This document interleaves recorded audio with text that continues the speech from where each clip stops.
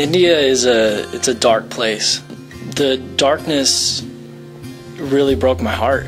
It was that tied in with the poverty. Extreme poverty. Everything is difficult. Everything just felt desperately wicked. People stacked in the cars just trying to get places. Nothing comes easy for the people in India. We began 3 years ago, took our first team as we have been developing a relationship with Pastor Kiran Paul and Indian National and his wife Lakshmi. And there's an orphanage with right now 138 children in it.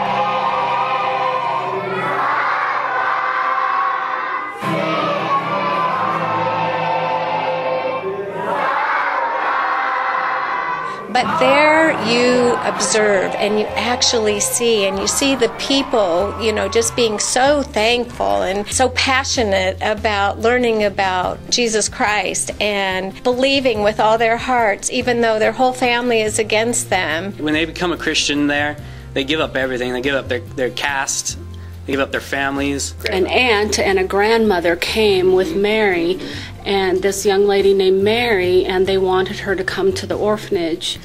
I was talking to Kieran, and it's very hard for them to support the kids right now, and it's really tough when they take on an extra kid, because it does help them, but in a way it hurts the rest. We heard that they may not be able to take her. So if you say no, what are they going to do? Are they just going to struggle by? One of the grandmothers wanted to actually sell her into prostitution, and that's kind of okay there because that's money coming in.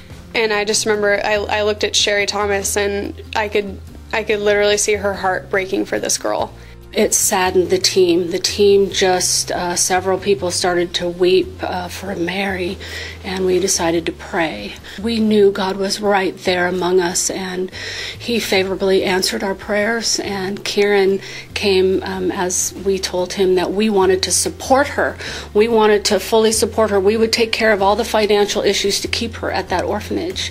Kieran said that was confirmation to his prayer, and yes, Mary would be staying at the orphanage.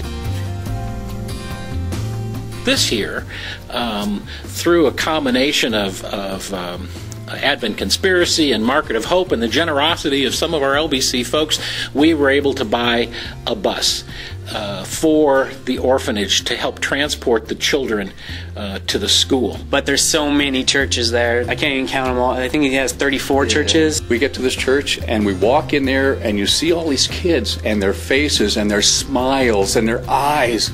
It encouraged me, and the parents and adults who would stay around afterwards wanting to be prayed over, not their religion, but to God. We prayed with some people that I'm confident that God will heal them. We didn't see that healing right there, right that minute, but I'm confident that God will heal them. There was a little boy named Ajay, and he came up to me and said, "Sister, you come back next year, right?"